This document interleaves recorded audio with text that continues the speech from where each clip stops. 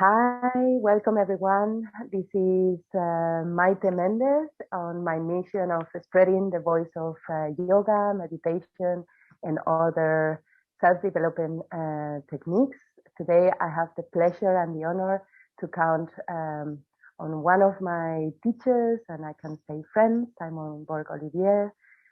Thank you so much for being here, Simon. Simon and me met once in Barcelona in a course that he was giving. As soon as I knew that he was in Spain, I took a car and I went all the way up to see him and to learn from him. He's, among other things that hopefully he will explain, he's the founder with Bianca Machlis of Yoga Synergy, and he's a long time Astangi, and in my personal opinion, an amazing human being, a very generous person, and also one of the people that most know about breath work and bandhas. Thank you for being here, Simon. It is such a pleasure, such a privilege, such an honor to be here with you, Maite. It's so lovely to see you again. You look beautiful, as always. Thank you. Please tell us a little bit about your background, because I just mentioned a little bit about Yoga Synergy, but I know there is a lot of knowledge on your back. Would you like to share a little bit more about this? So, most people know you, but just in case someone that is watching doesn't know you, please.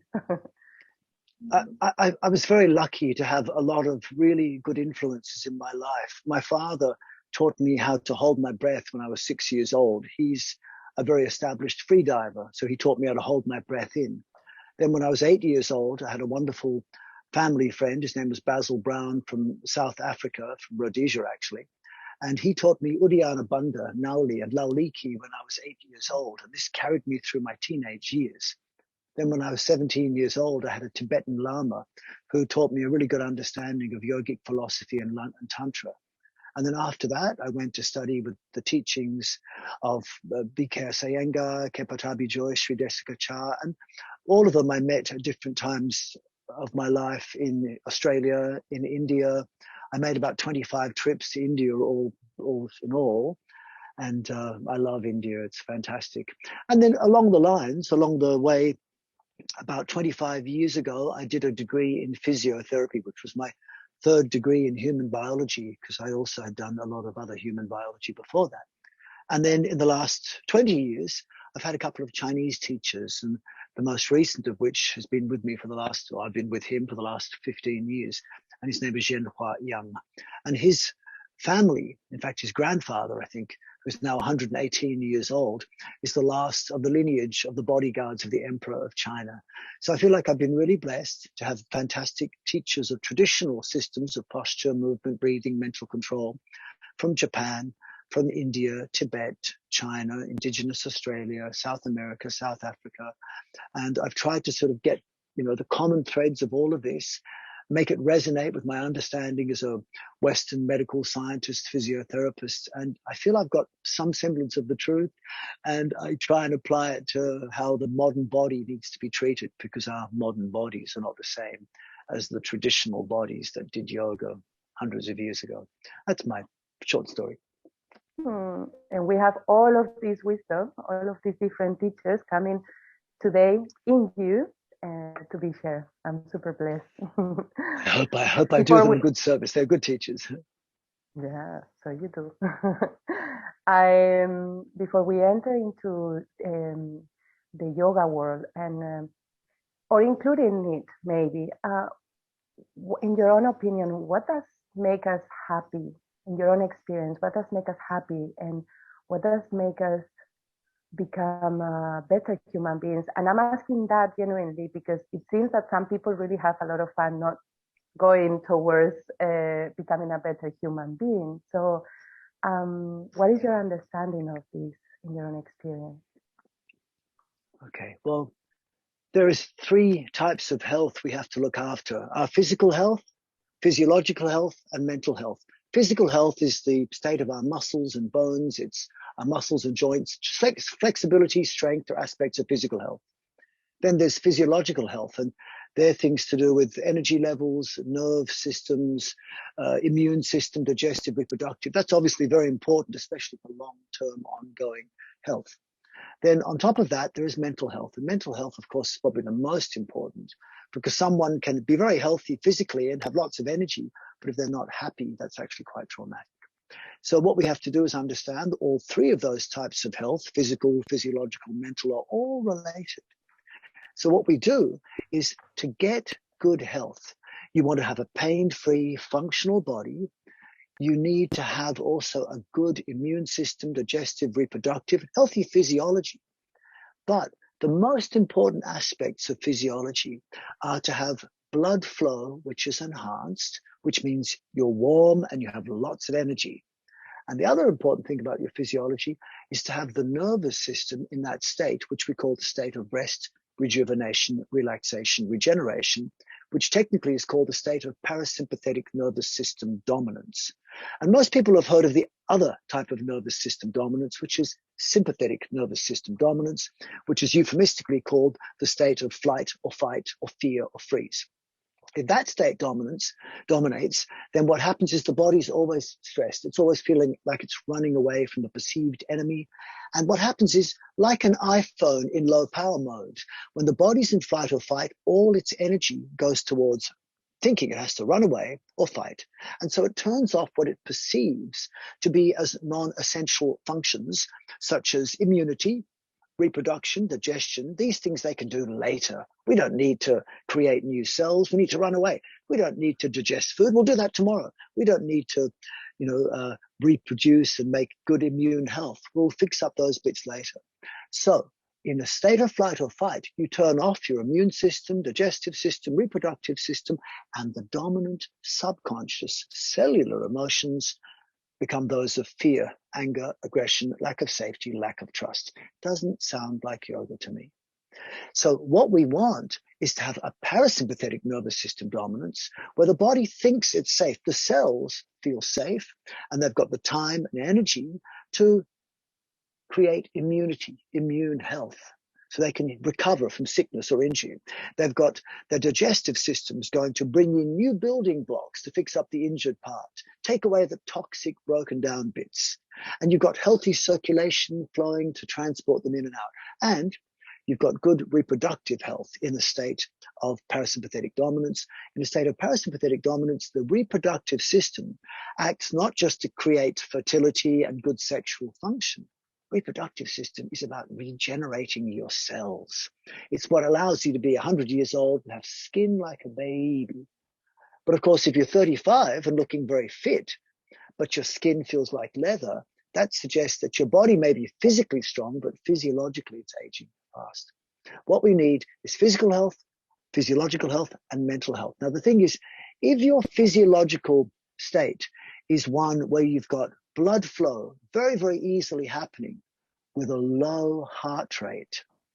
In other words, you're the sort of person who walks outside in the middle of winter and you just wear a t-shirt and people say to you, aren't you cold? And you go, no, I've got good circulation, which means blood is flowing very easily, but you feel really relaxed. Because when your heart beats to make the blood flow, the body thinks you're running away from an enemy. It thinks you're in a state of flight or fight. The funny thing is, exercise is considered good for you because it's good cardio. It gets the heart rate up. So people say you should get your heart rate up more. You should breathe more. But actually, both of those things are signs of a flight or fight dominance. So if you get your heart rate up, if you breathe more than normal, the body feels subconsciously stressed. It turns off immune system, digestive system, reproductive system, and subconsciously your cells think fear, anger, aggression, lack of safety, lack of trust. So that can permeate to your mind.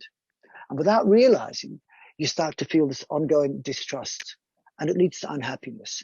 I think if you want perfect happiness, you need the benefits of exercise that allow you to move blood, but not the feeling of exercise, because often exercise is stressful because it creates heart racing, too much breathing, and also stretching and tensing.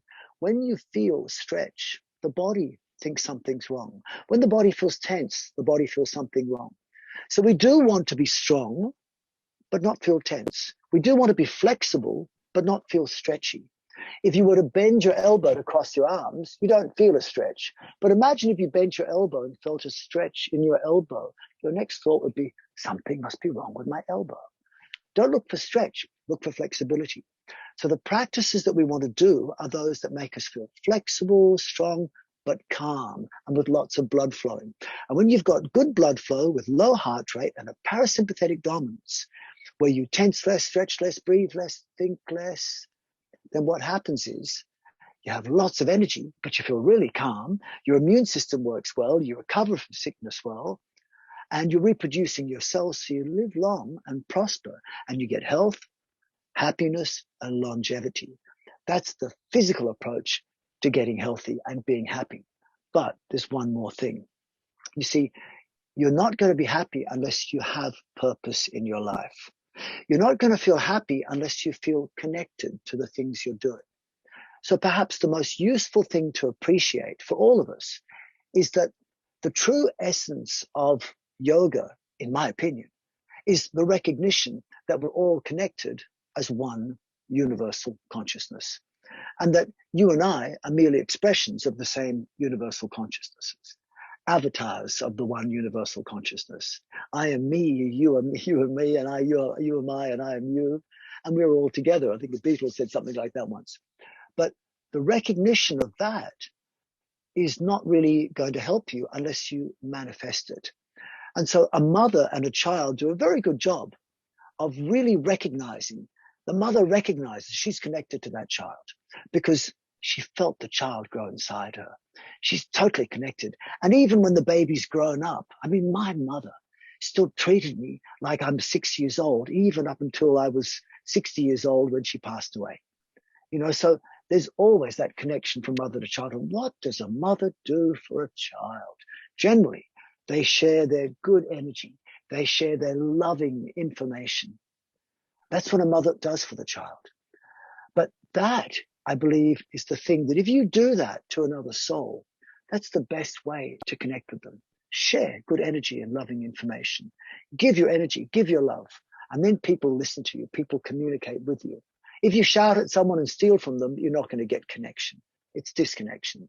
So I believe true yoga is when the world remembers, recognizes that we are actually one family.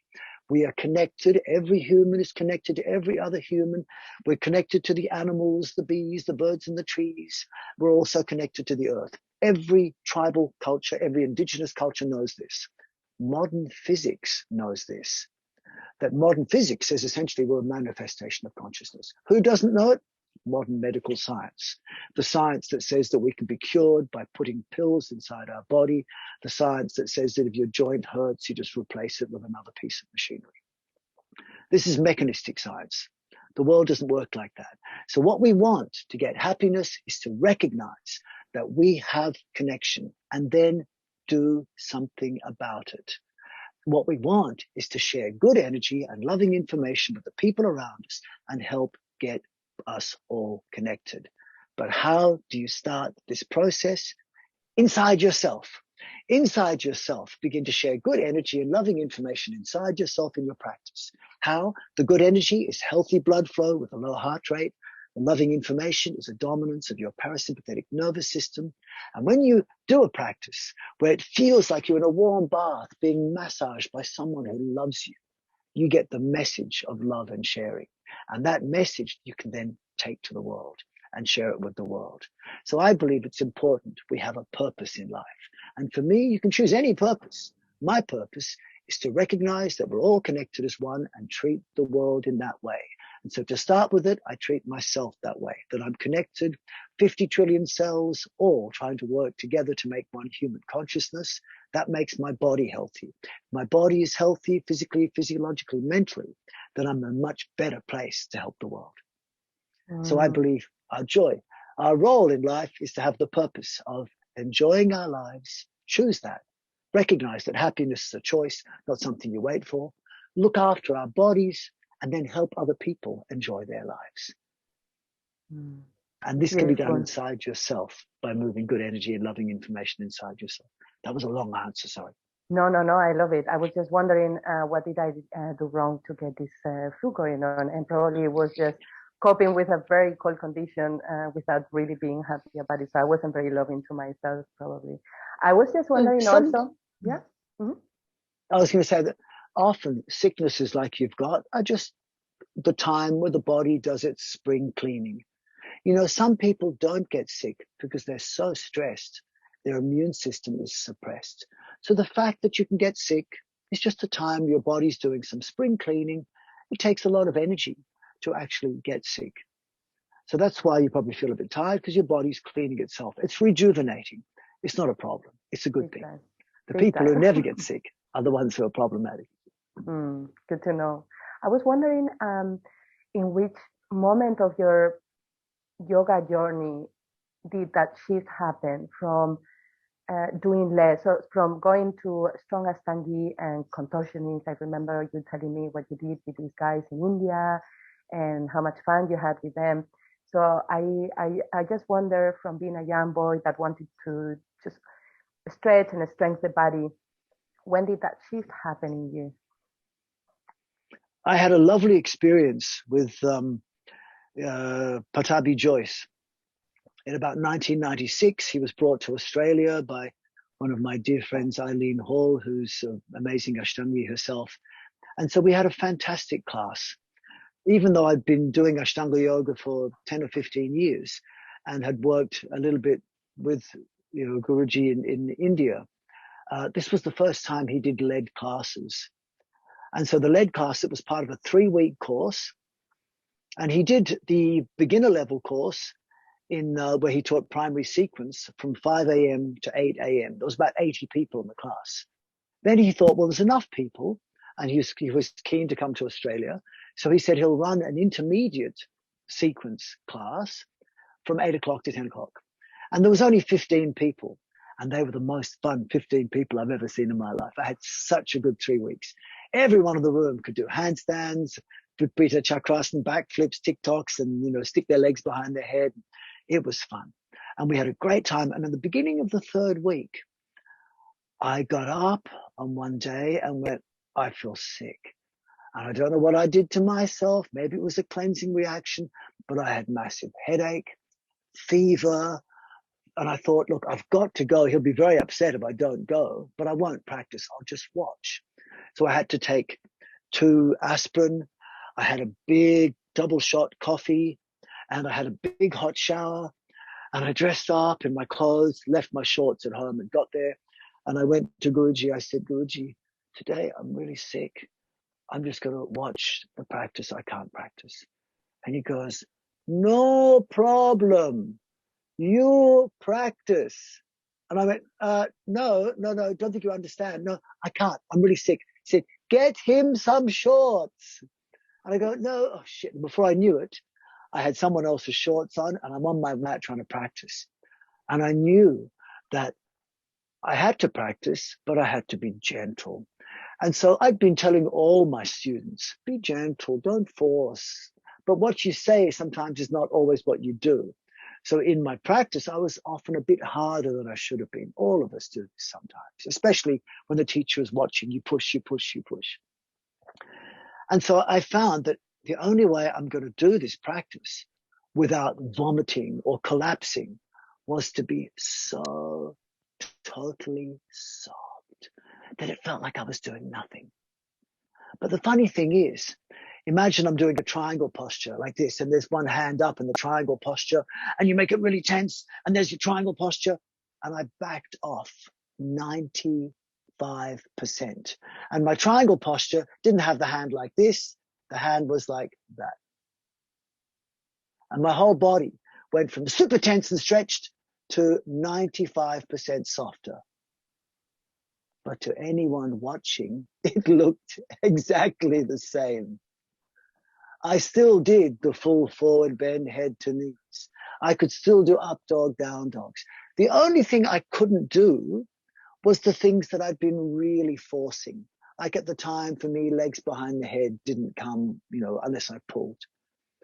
Things like that. So I pretty much did the entire sequence, just not the bits that I'd been forcing, but everything else looked normal.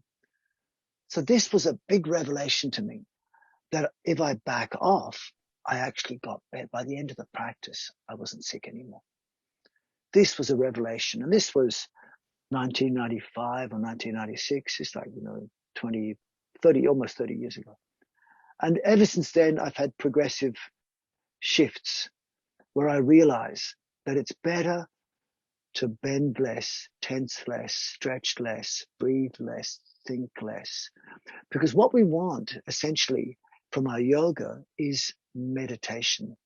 Meditation and yoga really in India are synonymous. It's the same thing. Except that most people associate modern meditation with sitting in an uncomfortable position, which is boring and you get cold. And most people associate yoga with something which is stressful and difficult. And usually it involves stretching and then tensing your muscles and maybe balancing on your hands or doing the splits. That's what many people even say. Oh, no, I don't do yoga because I can't even touch your toes. What does touching your toes have to do with yoga when yoga is about the recognition that we're all connected?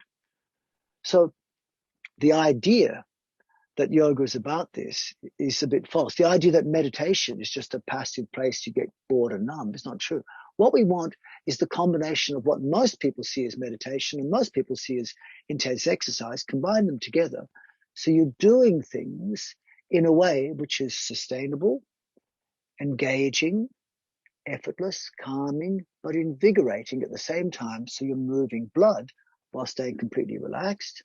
And your aim is not to get stronger and more flexible, but if you go through the motion in a way which is gentle, you find after some years you are flexible and strong as a byproduct, not as the aim. All you have to do is regular practice. Like the person in India who sits all their life cross-legged to have dinner, who squats every day to go to the toilet. They're not consciously stretching. But when they come to their first yoga practice, leg behind the head is not a stretch, it's a posture. Lotus posture is not a stretch, it's just like we cross our arms, they cross their legs. So all you have to do is a little bit of movement every day, regularly. And then you will get flexible, but you don't need to feel stretch. You will get strong, but you don't need to feel tense. And if you're not feeling stretch or tension, your body does not feel stressed. And so your body will get physically healthy because you're calm and blood is flowing. Your physiological body feels healthy. And when you feel like energy is moving inside you and you feel relaxed, that instantly makes you feel happy. But if you put on top of that, that you're there for a reason, to make yourself a healthier, happier person in order to share that with the rest of the world, and you have purpose in your life, then you're doing something not just for yourself, you're doing it for the world. I think it was Deepak Chopra once who said that we need to make an appointment with ourselves every day to do some sort of practice, be it just meditation or walking or some time for ourselves, because we make appointments, he said, with so many people all day long, but they're not as important as the one appointment you should make with yourself to spend some time to connect within yourself. And that connection should be with all the things of yama and niyama. And it's not non-violence, non-stealing, non-attachment. Ahimsa, asteya, aparigraha. Ah means opposite of. So the translation is poor in the West. Opposite of violence is gentle. Opposite of stealing is giving. Opposite of attachment is freedom. You want the practice that we're doing to be not a non-violent practice. It's a gentle, loving practice. Imagine if a mother picked up a baby and went, I'm not going to be violent to you. I'm not going to steal from you. That's not love.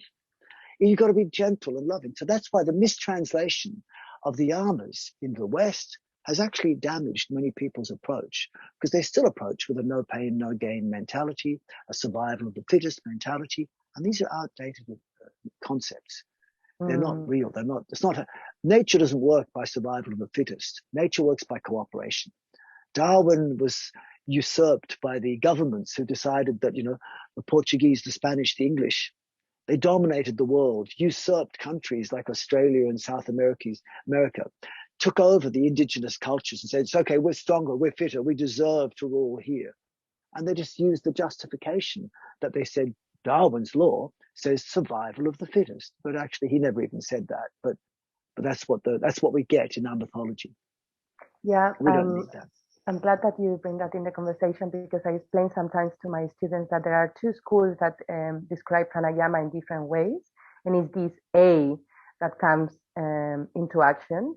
Some schools say pranayama is the free flow of breath, and some schools said is the control of the breath. What is your approach to that? And now that I'm asking that, what if you had to choose one pranayama exercise for someone that is in a recovering state, like myself, and a lot of people are going through flus and all sorts of virus every now and then as well, what would that be if you had to choose one? Okay, well, in terms of pranayama, the meaning of pranayama is all the things you said, because it encompasses so much.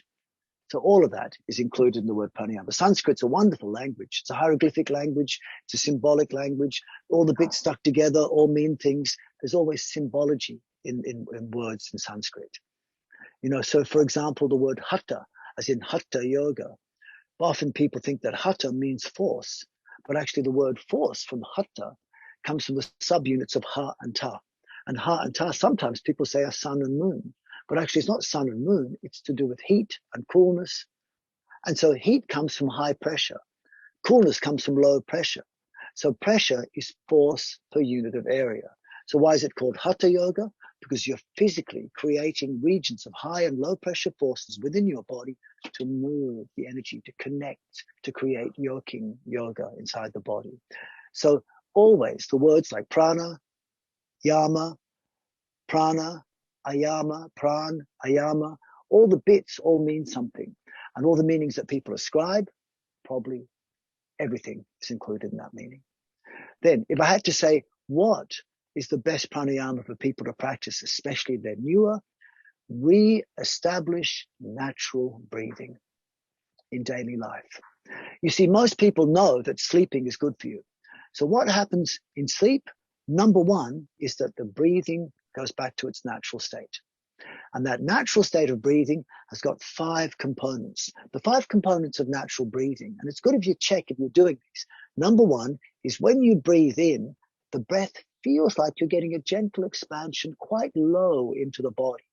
The expansion feels like it's in your lower abdomen or in your pelvic floor or in your lower back, ideally. That's what an inhalation should feel like, very subtly, very gently, not in the chest. It should start low. And then the second thing about natural breathing is the exhalation should be with no tension. Like when you breathe out in your most regenerative cycle of sleep, you're not going, if you do, you're not sleeping. You have to let the air out so softly, so gently, there's no stress. That's an important component of natural breathing. The third thing about natural breathing is that it's invisible, inaudible, hardly any breath at all. And the mastery of pranayama comes not by breathing more than normal, but by breathing less than normal. And the easiest way for people to learn that is just to return to natural breathing while they're doing their practice. So you see, if someone actually wants to breathe less, it's very hard to do. But if you make someone focus on their breath, and you can try this, or anyone listening to this can try this now. If I just tell you, just watch your natural breath, just observe it. And as soon as you observe it, probably most people start to breathe more. And it's only when they're ignoring it, they were breathing less. And if I say to people, you can try this now, we know that big breaths are probably not going to help you in pranayama unless you hold them for a long, long time. So I'll just say, just take a little breath in. But for most people, when you get the instruction, take a little breath in, it was the biggest breath you've done in the last 5 minutes. It's actually very difficult to breathe less than normal. And so breathing less than normal consciously, I can do it by, say, for example, I inhale for 1 minute, exhale for 1 minute. Or I inhale for 30 seconds, hold the breath for 1 minute, exhale 30 seconds. And I can do one breath every 2 minutes for about an hour. I'm okay at pranayama. There are people who are much more powerful than me in this. But for most people, one breath a minute is already pushing it. But if you are breathing more than one full breath a minute, it's the opposite of pranayama. You're actually doing worse than you would do if you just breathed naturally. Because if you're breathing naturally, the average person breathes about 10 to 20 breaths every minute. But in each breath, there's about 300 mils to 500 mils So say it's 10 breaths a minute, 500 mils a breath, then you've got 5,000 mils in 1 minute of air of breathing, 5 liters of air, which coincidentally, if such a thing exists, is what the average lung capacity is. So you can work it out simply and read it in textbooks. The average person in every minute of breathing at rest will breathe approximately the same amount as 1 full breath of air, 1 full lungful of air. So if you take more than 1 full breath of air in a minute, you are overbreathing. And the effects of overbreathing cause less oxygen to go to the brain, less oxygen to go to your heart. It makes your nervous system much more nervous. It brings also a sense of catharsis and emotional instability to people who overdo it. You also don't get as much oxygen traveling into the cells via the Bohr effect, which means you actually burn glucose 19 times less efficiently. If you breathe less than normal, this will increase carbon dioxide, which is the essence of real prana, not the oxygen. Carbon dioxide has much more of a role in pranic sense because there's always enough oxygen, there's never enough carbon dioxide. And the more you build it up, that will promote blood flow to the brain, transfer of oxygen from your lungs to your blood, calm the nervous system, promote blood flow into the cells and oxygen to the cells. You get 19 times as much energy. So how are you going to learn to breathe less than 1 breath a minute? Well, for a start, stop over breathing. And so for most people, they get a better result if they just reestablish natural breathing. Inhale low, exhale passive, don't breathe too much, try and stay relaxed, and breathe through the nose. One of the best ways of breathing naturally is by forgetting the breath. Just focus on lengthen and relax. This, if you can do that as a practice while, say, lying in shavasana or before you go to bed, that's a good start. But better if you can do the same things while practicing, while moving. Maybe in the beginning while you're walking. Don't think, I'm walking, therefore I should tighten my core. Go, I'm walking, therefore I should relax. Don't think, I'm doing an Ashtanga practice, I should tighten my anus. No, for a start, that's not going to help you anyway. But instead think, I'm doing my practice, I'm just going to make sure I'm not doing anything uncomfortable or dangerous. And if you breathe naturally and you follow the sequence that Ashtanga Vinyasa offers, and you do the practice according to the way it was taught, you observe drishti and the bandhas as described and defined by Trini or Lolasana, then what you'll find is natural breathing mimics Ujjayi Pranayama. Because the bandhas will reduce the volume of your lungs. And so when you inhale a little tiny bit, your lungs feel full. When you exhale passively, like natural breathing, your lungs will empty. And this is a wonderful thing when you work out how to do it. By simply doing things like engaging your armpits or tightening your thighs the right way. But most importantly, if you learn to move from your core, not lock the core, this automatically will create Mula Bandha and Uddiyana Bandha in a way which promotes a reduction of lung volume, but still allows you to inhale low into the pelvic floor and abdomen, just like natural breathing does, and exhale passively, but yet empty the lungs. This is complex. It's hard to explain in one go, but that's the breathing that I would give people.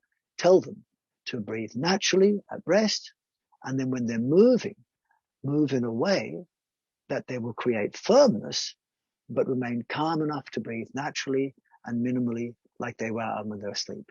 Hence the yoga adage in the sutras of Patanjali says that after you've learned yama and niyama, we learn asana, and asana as a type of physical control.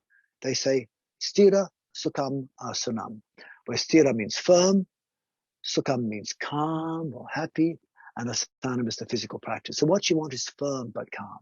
So I'm not telling you in a practice you must have a hanging baby soft belly. Your abdomen, there is a way of making it very firm, but you must be able to breathe into it. If you firm your abdomen in a way where it's so tight, or it's tight in using certain muscles that does not allow you to breathe in the abdomen, then you will automatically go into stress. So I've got a video. I can tell you on a video how to explain this. There are different ways of tightening the abdomen, different ways of creating bandha. And Bandha is not as simple as it seems. There are always two opposing bandhas. Bandhas are like locks. They can either lock like a locked door or a closed door, or they can unlock like an open door. And both of them are bandha. But where do you want to lock your body? Where do you want to open, allow energy to flow? That will tell you which bandha you want to have open and closed. And so the simple thing that people do wrong often is they often constrict and pull their navel to the spine and expand the chest. That won't give you strength.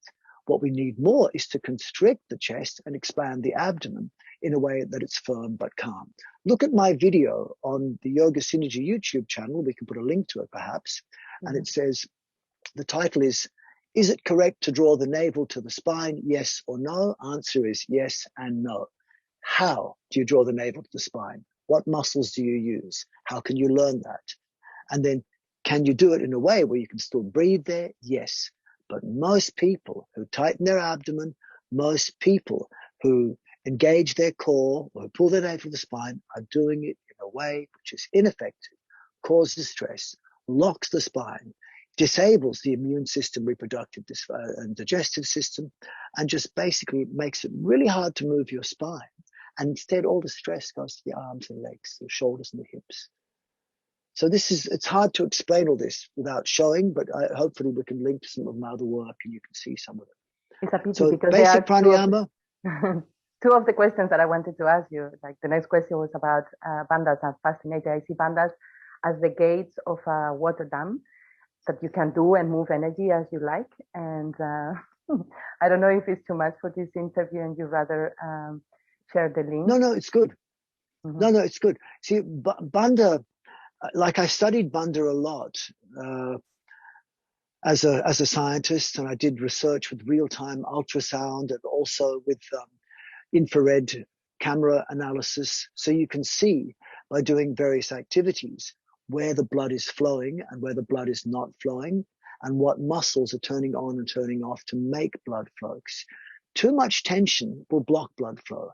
But Bandha, it turns out, is specifically, when you compare the bandhas that we know from yoga texts, when you study the teachings of, say, Krishnamacharya and his three main students, Iyengar, Pattabhi Jois, and Jessica Char, and you also look at books, which are classical books such as Mula Bandha, the Master Key, and other books which show versions of bandhas, it turns out that Bandha, if you had to make a generalized form of it, Bandha is a subset of Mudra.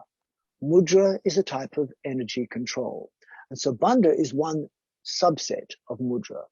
So when you look at the mudras in, say, the Get Under Samhita or these old yoga texts, they'll say the mudras include the following: Maha Mudra, Nabo Mudra, Kachari Mudra, Mula Bandha, Uddiyana Bandha, Chalandara Bandha. Iyengar said there are three main bandhas: Uddiyana, Mula Bandha, and Chalandara Bandha. But the fact he said there's three main bandhas means there's more. And if you look in the texts of Siddha Yoga, the texts that come from the martial arts of India, you find a bandha for every joint complex. There are 9 main joint complexes in the body: ankles, knees, hips, waist, chest, neck, shoulders, elbows, wrists.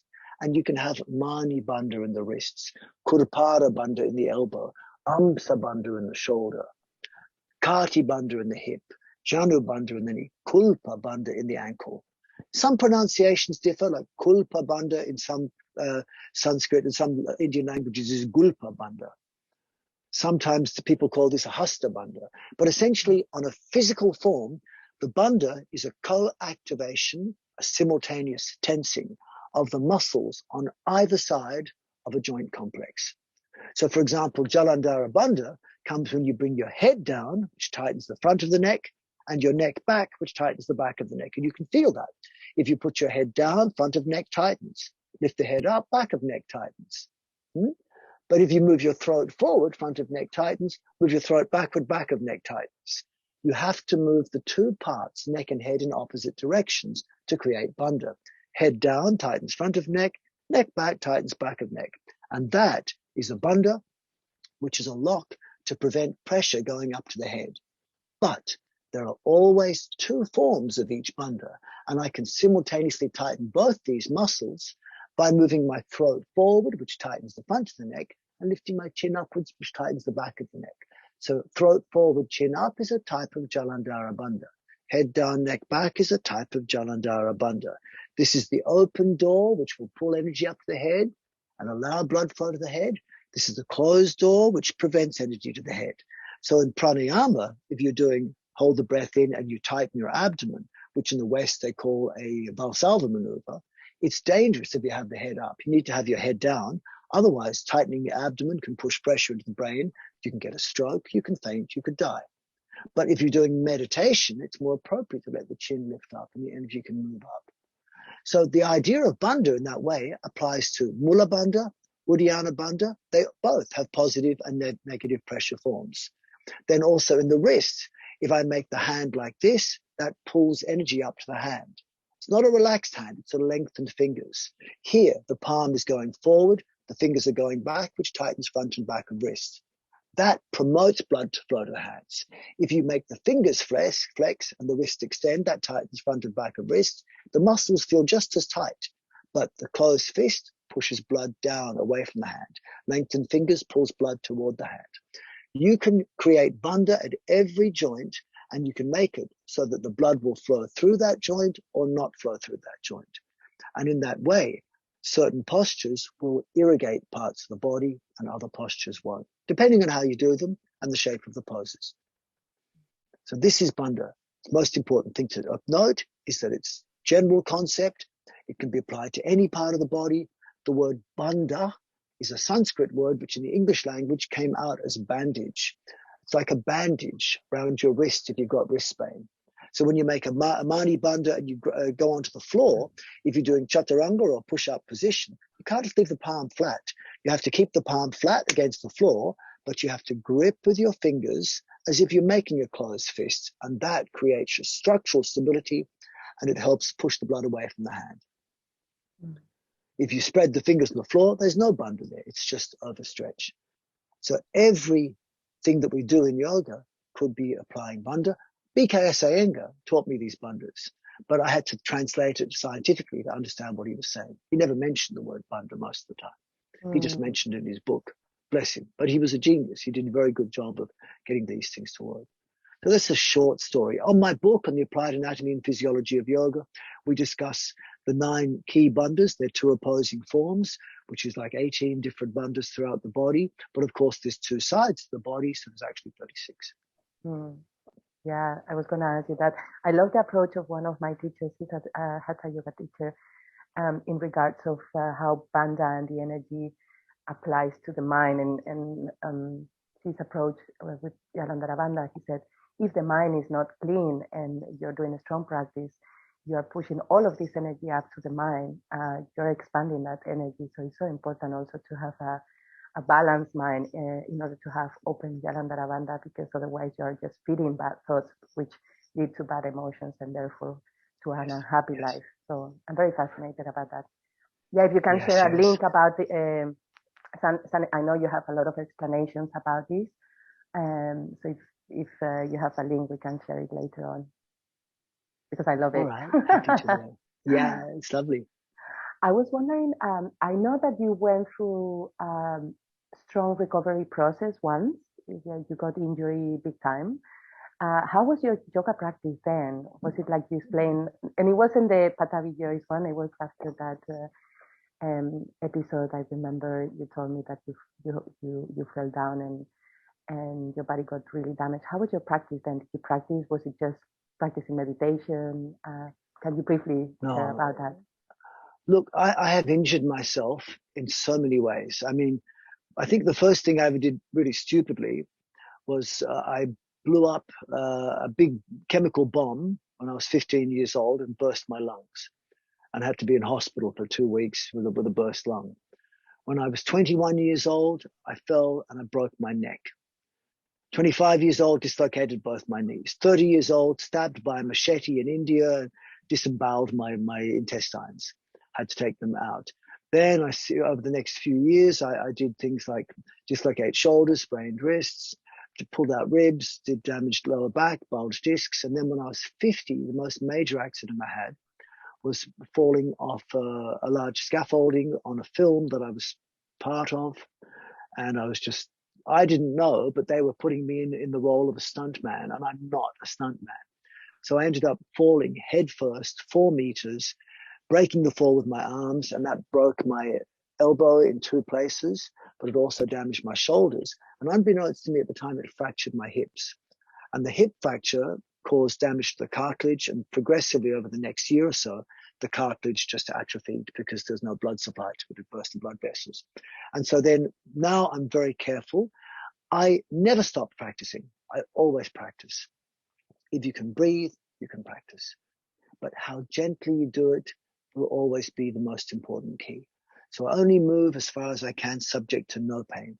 The only times I work through pain would be if there is a mechanical problem. If it's a mechanical problem, it's an easy mechanical problem to understand. Perhaps is something perhaps like if there is a dislocated joint, and sometimes you see it in movies where their joints come out of its socket, and the person in the movie will get the socket and just go and push it back into place. And they go, oh, it's better. That's a mechanical problem. And sometimes if it's mechanical, it will hurt, but you'll fix it up. Sometimes the knee can be like that. Sometimes your back can be like that. Just crack someone's back, click it into place. But 95% of injury is not just mechanical. There is damaged tissue. And if there's damaged tissue, it needs healing. You need a good digestive system to get rid of the toxins, which are the broken down bits of damaged part of the body. You need to get new building blocks, which are also for the digestive system. You need to have a healthy circulatory system, which are the delivery system to come back to your injury.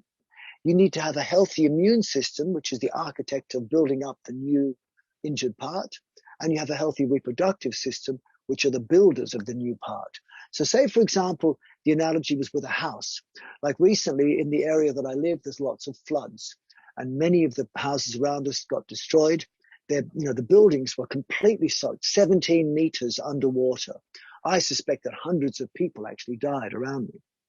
But the people who went back to build their house again, they can't just build because all the walls are completely atrophied.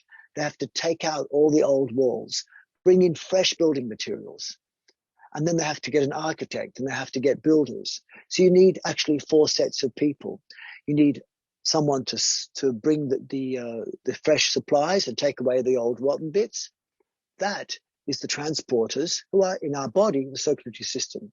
You need also an architect to actually rebuild the house. That's your immune system. The fresh building blocks and the stale throwaway bits, that's your digestive system doing that work. Then you need a healthy reproductive system to be the actual builders. And so without all those things, you don't heal. And so what you need is a healthy immune, digestive, reproductive system to heal, and you need a good circulatory system. The 2 most important things for health are good blood flow and parasympathetic dominance, which gives you immune health, digestive health, reproductive health. And so when you practice, any sense of stress in your practice will make your body turn off your immune system.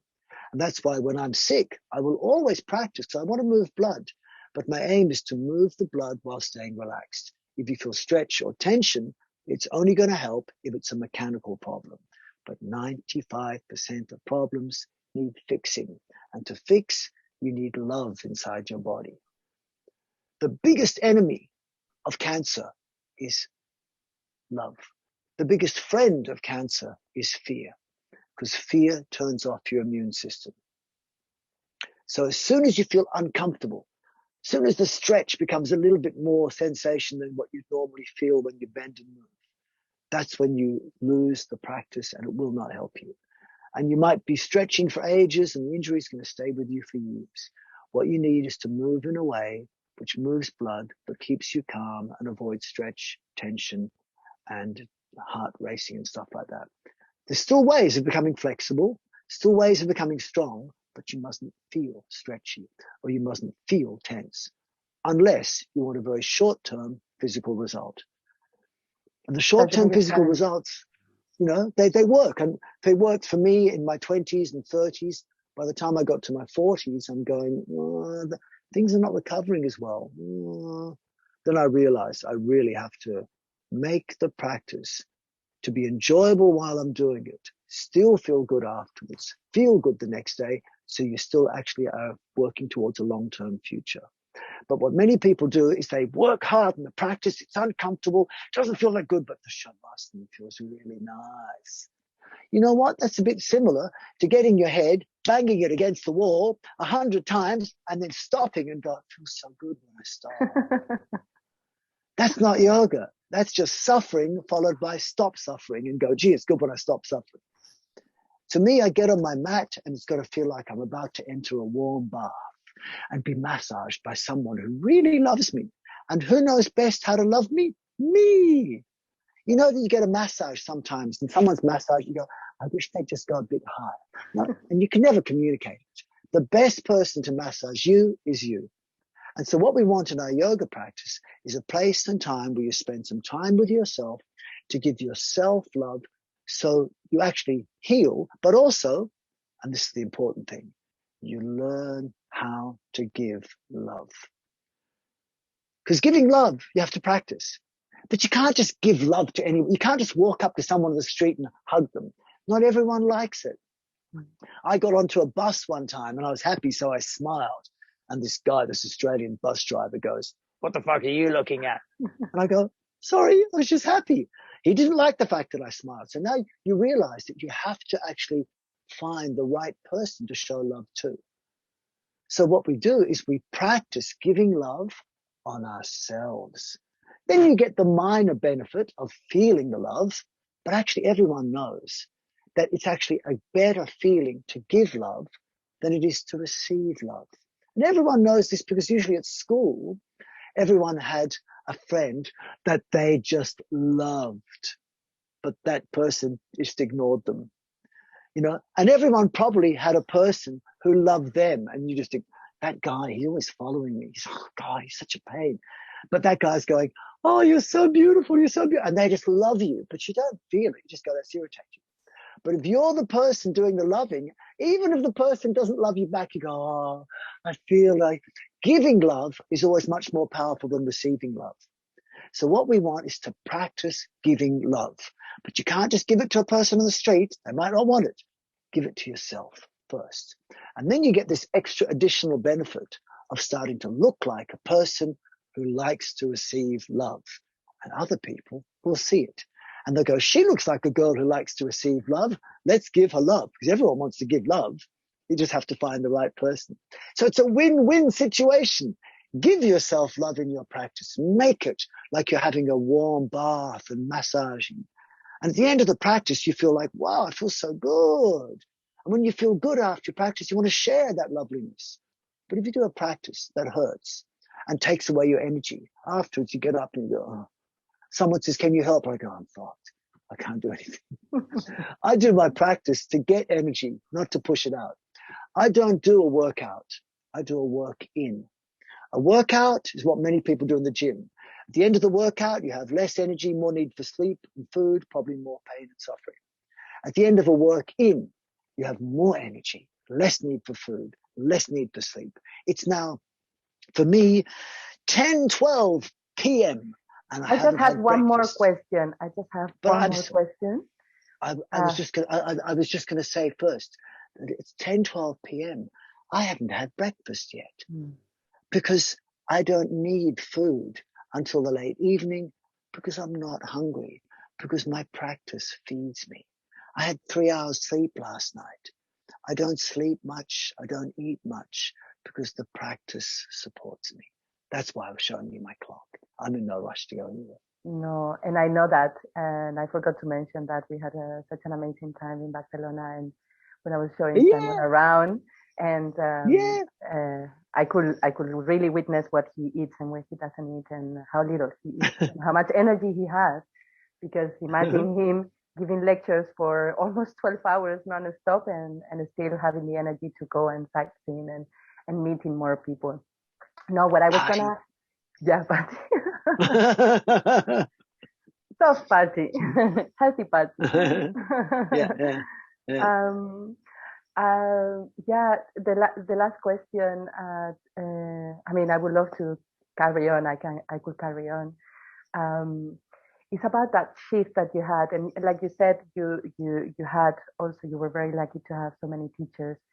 And I guess, and I assume, and tell me if I'm wrong, that that shift from being strong and in your practice and see the results physically shifted after 40s. And I wonder, how did you enter into Chinese tradition, which is also my background, and that's why I love yoga synergy so much. Actually, I met Bianca before in Australia before I met you in person, later on in Bali, and then eventually in Barcelona.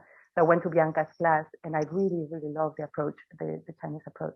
So how was your shift, and how did that connection happen? How a traditional or an Ashtanga yoga all of a sudden said, well, actually I'm going to investigate in Chinese tradition. Tell me a little bit about it, and maybe you can tell me a little bit more about, for those ones that don't know that, what is yoga synergy and what are you offering as well at the moment? Okay. Well, I had interesting beginnings. My first non-parent teacher, my first, non-parent friend teacher, which I had when I was 6 and 8, was this Tibetan Lama when I was, 17 years old. And Tibet is right next to China. Tibet is right next to India. So then some years later, I met a very good Indian teacher. His name is Professor Bindev. And he taught me some amazing stuff which you don't see in modern yoga. But he was understanding it from his understanding, from the teachings he got from his teachers in northern India.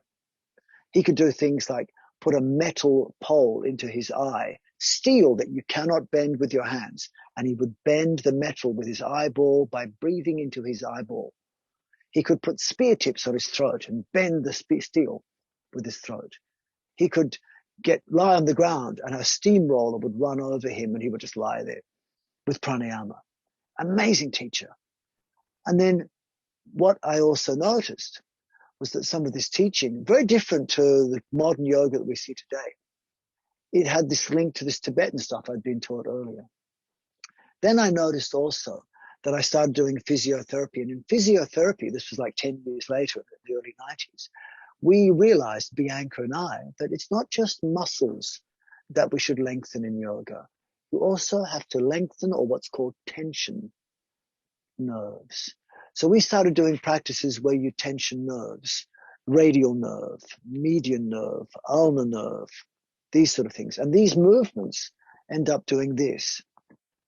And so I was practicing like this for the next 10 years. And then in the beginning of the 2000s, I was approached by 2 Chinese teachers. The first was William Chung, who was the senior teacher when Bruce Lee was the junior teacher in the system that they learned via Yip Man. So I spent a couple of years with him, and he taught me some of the Chinese system then. I also did Chinese massage and stuff like this at some point as well, and a bit of acupuncture as well. I learned that in India, actually.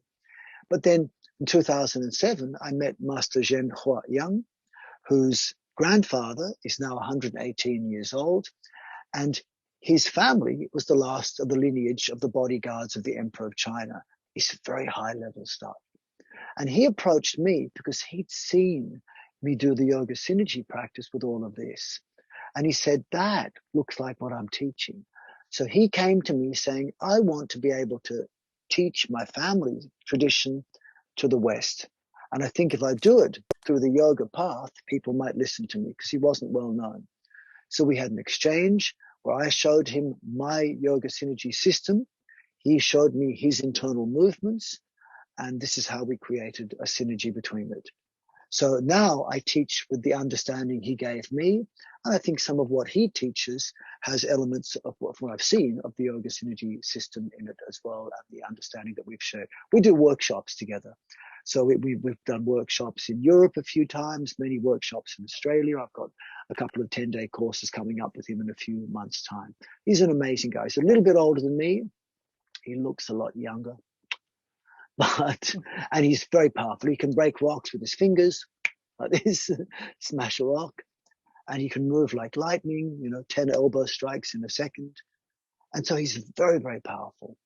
But he's had a family lineage that started him when he was 4 or 5 years old. And so that's how I got involved with the Chinese system. But having had the Indian system, the Tibetan system, and the martial arts system of Japan also was taught to me in my first teacher training course in the early 80s, I realized there's a common theme. Martial arts and yoga are intimately related. Most of the poses we do in modern yoga don't get shown in old yoga texts. They're only seen in Indian martial arts texts. Hence warrior posture, ashtavakrasana, and things like this. And that's why, there is some books which say that, modern yoga didn't come from India. It came from somewhere else, because modern yoga poses are not just coming from yoga. They're coming from martial arts. And so this martial arts of India and China, Japan, they're all related. It's interesting. Yeah, very much. And where are these workshops going to take place? Are you going to move out from Australia finally, or? Oh no, unfortunately, when are we I'm having just moving you about. The workshops of Master Yang are going to be in Queensland, and they're just 2 hours north of where I live. And that's going to be wonderful. If anyone wants to come to them, contact me, and I can really recommend them doing. It'll be half the day with me, half the day with Master Yang, and we do a bit together. And then I'm planning on hopefully coming back to Europe sometime next year. It depends a little bit on what goes on. They haven't really let us out of Australia for 2 years. And now they're just about to have an election. At the moment, people are starting to be allowed to leave.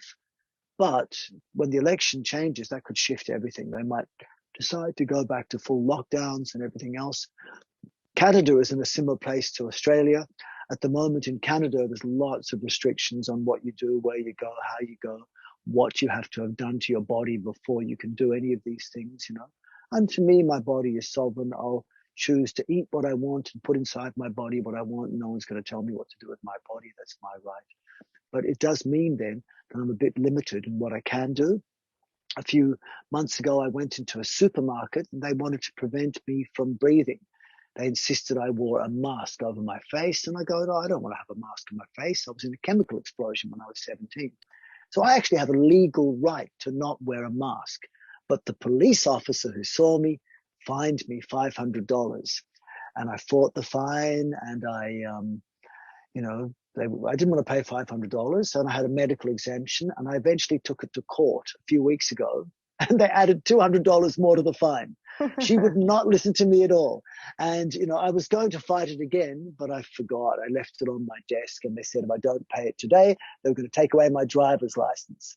So my country, I love Australia, but it's doing some pretty funny things and preventing us from doing a lot of the things we want to do. I'm hoping we'll have our freedoms back soon, and we can start traveling around the world.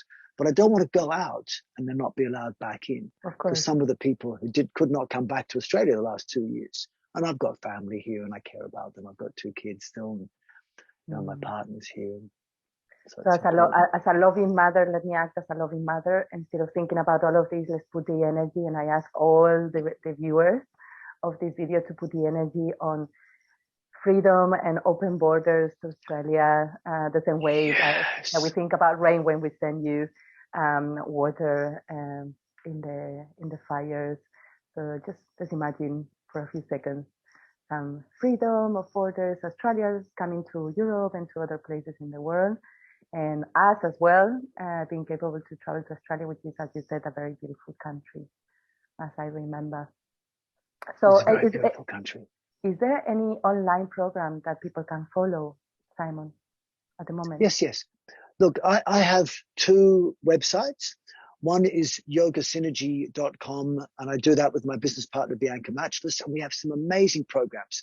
There's a fantastic course which took about 5 years to make, and I released it not so long ago, on Ashtanga Vinyasa Yoga. And I mainly take people through a primary series, but it also includes information about Bandha, breathing, a bit of stuff in second and third series poses as well, but the emphasis is on the primary series. It's about 20 or 30 hours of video detailed classes where I use a fantastic model. Her name's Kim, and she did these amazing poses, and I demonstrate on her and show her what to do, and she's very good, and she was a great teacher as well. So that's a fantastic course. We have another course on yoga therapy. other courses on the fundamentals of yoga and yoga teaching, courses on the anatomy physiology of yoga, and also lots of good practice videos. That's all at yogasynergy.com. But for people who are not into what modern yoga offers in terms of strong stretching, I have another website, which is under my name, simonborgolivier.com. And on that, I teach very more therapeutic things, simple joint movements, simple spinal movements, simple breath control. People tell me it looks more like Qigong, but to me, it's yoga in the gentlest form. And so on simonborgolivier.com, I have lots of courses as well on joint therapy, spinal movements. I have one called 5-dimensional flow, which is actually the essence of learning how to move from the core, to breathe from the core, to resist from the core.